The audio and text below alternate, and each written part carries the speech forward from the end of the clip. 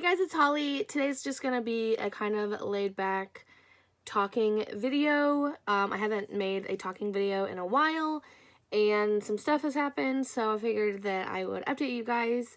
So 4 years ago on my channel, I made a video about our bunnies, our pet bunnies. We had 3 of them at the time and they were all bonded.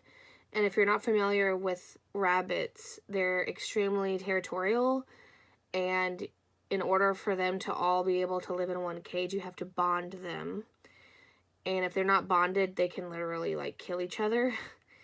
So I guess I'll do kind of like a history of our rabbits. So when me and my husband got married, I think we had been married for like a year or two when I really wanted a pet, and I wasn't ready for a dog. I've never had a dog, so it was kind of a big thing for a dog. I'm allergic to cats. My husband's allergic to cats, so that was a no. And I saw that one of my friends had a pet rabbit, so I looked it up and decided that I wanted to try to see if we could get a rabbit. So this was when we were in Texas, we went to the North Texas Rabbit Sanctuary, and they were really nice, and they helped us adopt our first rabbit, which was Sneakers. And we had to, fill out this really long form, make sure we knew how to take care of them, because a lot of people get rabbits from pet stores and they don't know how to take care of them. So we got kind of trained on, they need hay and they need all of these types of things and don't do this and blah, blah, blah. So we got Sneakers and we really loved her. But then we decided that we wanted to get her a friend. So then we got Sawyer, and we were hoping that they would be able to be bonded so that they could live in one cage, but they didn't get along. When we were trying to bond them, at one point, Sneakers lunged at Sawyer, and I tried to reach in to stop it, and she latched onto my arm with her teeth, and my whole arm was like purple after that, and it was really painful. And yes, so that didn't go very well. So we had to have them in 2 separate cages, which wasn't the most ideal situation. And then we decided that, I don't remember why we decided to get the 3rd one, really. Like, I'm trying to remember, I think we just thought, okay, well, maybe if we get the 3rd one, then we can bond them all together. Which is what we did. We got a 3rd one, and somehow he was the glue that held them all together, and they were a trio, and that was Samson, was the one that we got. So in the video from 4 years ago, you see all 3 of them, and they look so cute together, and it was really adorable. But that didn't last for very long. I forget how long that they were bonded for, maybe like a year or 2 years before Sneakers. Well, let me just talk about their personalities for a second. So Sneakers is the queen bee. She is the drama queen. She is just the queen, period. She needs a lot of attention. She doesn't care how she gets it. She is the boss of all the boys. And she's very much like a cat in a lot of ways. Like, she wants you to pet her, but only when she wants to be pet. It's all on her terms. Like, she is the boss. And she's a lop, which I think that's a common trait in lops, is for them to be like that. But she thumps a lot when she's unhappy, which is a lot. She thumps more out of all of them combined when she's not happy.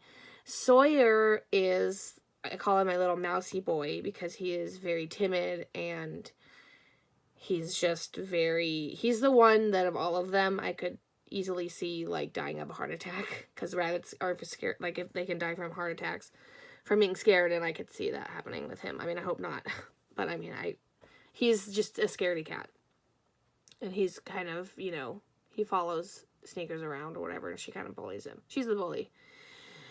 And Samson is just the sweetest little boy, and he just loves everybody, but he loves food more than any of the rabbits that we've ever had. He is all about the food. I mean, he's like a dog. We call him our dog. So if Sneakers is like the cat, he's like the dog. And he just loves eating, like, more than the other ones. If you bring a treat, I mean, he will go absolutely crazy over the treats. The other ones like treats, but he loves the treats. So anyways, we think Sneakers attacked Samson. So we decided that we needed to split them up. So we took Samson out, and we left Sneakers and Sawyer, and they're still together to this day. So over 4 years, they've been together, which is great. And we won't be surprised if she attacks Sawyer one day, but we're hoping that won't happen. But so far, they've been together. So then we had 2 cages. One for the Lops, because Sawyer's a Lop too. And then one for Samson. Well, then we felt bad for Samson because he didn't have a friend. And mind you, this is like my husband mainly being the one to be like, oh, well, she needs a friend. Like, I was fine with one. And all of them after that, except for one, was his fault. But anyways, so then we had to get Scarlet. So Scarlet was our 4th rabbit.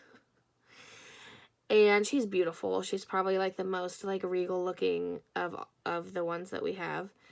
She's a Dutch and she's super soft, but she does not like to be pet. Of all of our bunnies, so Sneakers really loves to be pet. She needs a lot of loving.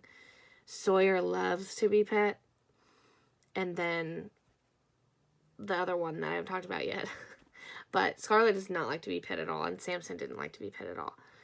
So we got Scarlet, and her and Samson were so cute together. Like, they loved each other. Like Sneakers tolerates Sawyer, and they love each other sometimes, but it's kind of one of those things where it's like we're expecting any day now for them to break up. But like, Scarlet and Samson were like so in love with each other.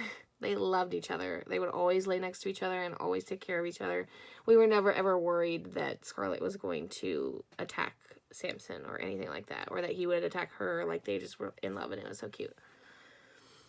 And then we moved to Texas, or we moved from Texas to California. So when we moved, we had 2 carriers, one for the Lops and then one for, we call them the Straights. So Samson and Scarlet are both straight-eared rabbits. We call them the Straights and the Lops. So driving from Texas to California with 4 rabbits was not fun. We had to set up cages in the hotel rooms, and I'm pretty sure that some of the hotels we stayed at didn't allow pets. We had to like smuggle them in. We had to like set up litter boxes, and it was awful. It was really awful. But anyways, so we moved to California, and then we went to go visit my husband's family who was in California, and his brother had a little dwarf rabbit, and they were keeping him outside, which isn't the best scenario for a rabbit. I mean, in California, it's not as bad. In Texas, it's like, don't keep them outside. They're going to die of heat stroke. But he wasn't really taking care of the rabbit. His name was Meatball, but we renamed him to Scooter, so they're all S's. And Scooter is like the cutest thing. Estrella comes over all the time and she's obsessed with him. And a lot of people are obsessed with Scooter because he's so cute. He's so tiny. And he loves to be pet also. He's so adorable. But anyways, so we had 5. So Samson was never 100% health-wise. We think that he had a condition called megacolon in rabbits. And basically his GI tract was not 100%. There's a condition in rabbits called GI stasis, and basically what happens is they get gas in their stomach, and they can't fart or burp like humans can to get rid of it, so it just kind of like sits there, and it causes them to not eat, and they don't poop, and they could die if you don't treat it in time.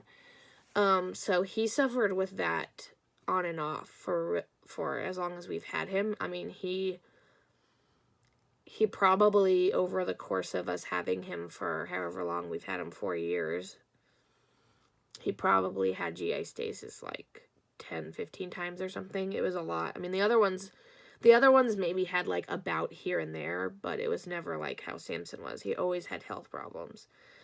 So I believe it was Christmas Eve of this year, or of 2017, Christmas Eve.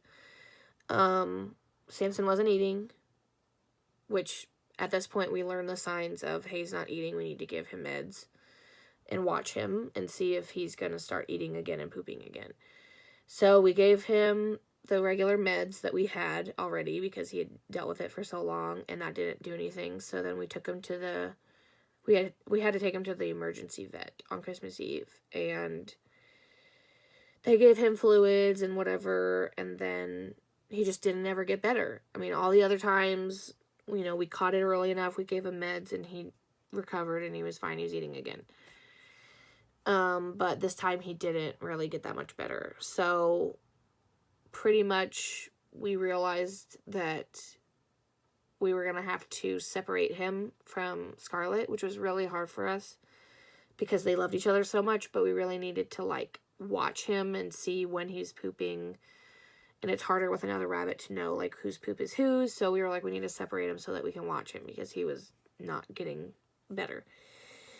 So we set up a separate cage for him, and we were watching him, and we ended up having to force feed him a lot, which is heartbreaking. I mean, I'm sure if you have a pet that you've ever had to force feed, it's really awful because you can just tell that they don't like it and they're uncomfortable, but you're trying to help them.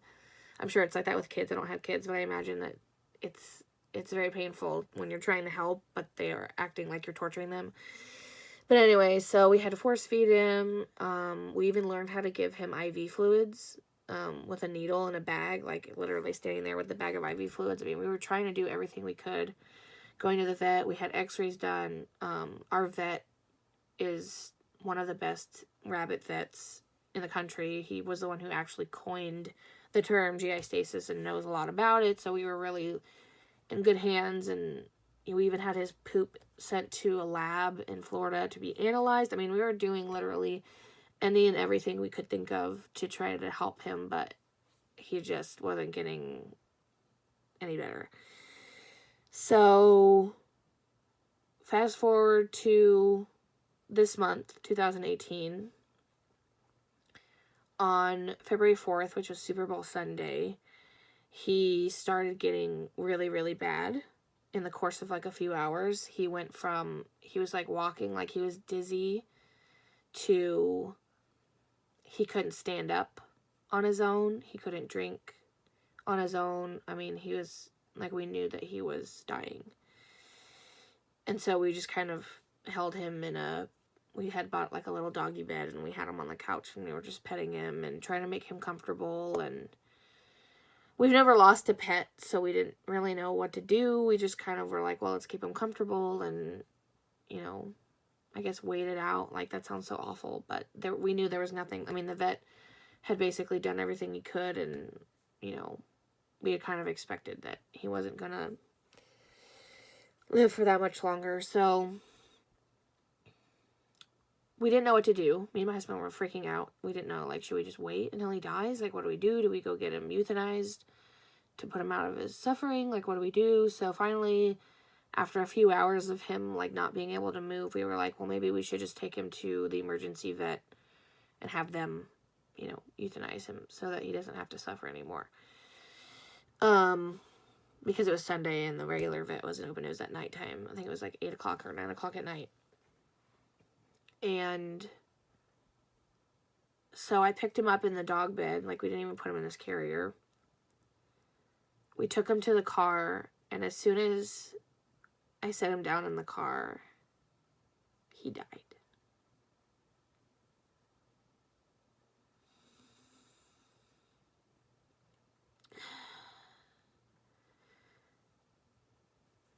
And a part of me wonders, should I have just sat with him on the couch? Did I make him, did I make him die because I carried him to the car? I was just, struggling with all these things, but, I mean, I know that he would have died regardless, and I don't know, I struggle with a lot of, stupid, what if I had done this, or what if I hadn't done this, or whatever, but in the end, we did the best that we could. We tried to make him as comfortable as we could. We didn't really know what to do. So in the end, I'm glad that he did, die at home. Or I guess technically he died in the car. But I don't know. It was really sad. So we had an autopsy done. and he said that he couldn't find anything wrong. So he said that his heart just probably gave out. And we think that he died of old age because we weren't 100% sure how old he was. Because we had adopted him, we think that the age they gave us was actually inaccurate and that he was actually way older than he was. I think we thought he was like 6 years old, but I think he actually was probably like 10 or 11, which is pretty old for a rabbit. So, I mean, that's the only thing that we can think of, is that he just died of old age, which makes us feel better because we know that he lived a long life. He was very much loved, and we took as good a care of him as we could have. But yeah, it's just kind of hard when you lose a pet. We miss him a lot. We're really, really glad that he's not suffering anymore, because we could just tell that he was in pain, and I don't know, and now even thinking about it now, I'm like, should we have euthanized him earlier? Like, we were giving him pain meds, but I don't know. There's just so many things that you think about, like, should we have done this or should we have done that? And I don't know, but I just wanted to update you guys. I know someone had I think at least one person asked me to do an update on the bunnies, and I figured now is as good a time as any. But yeah, so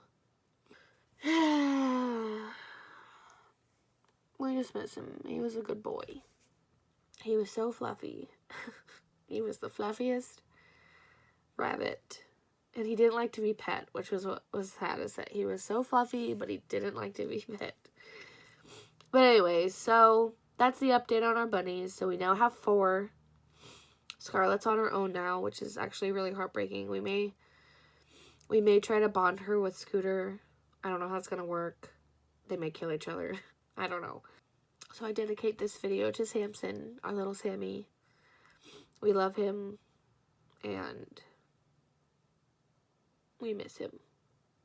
I'll probably end up turning the comments off on this video, because when I made a video about my dad dying, a lot of people were commenting, telling me all of the horrible ways that their family members had been, like, killed or had died, and it honestly just made me feel worse.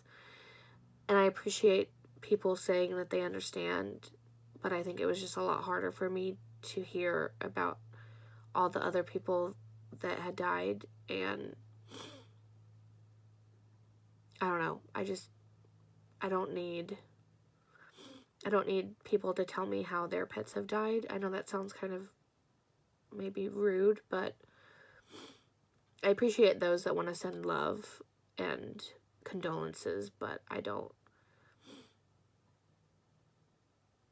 Telling someone who's grieving about all the people in your life who've died, it doesn't really help them.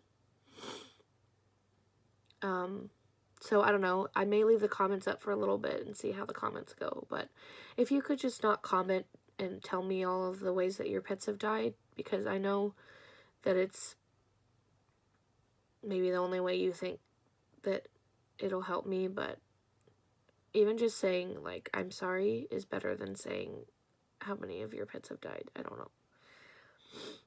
So go hug your pet. Tell them how much you love them. And yes, thank you guys for watching, and I'll talk to you later. Bye.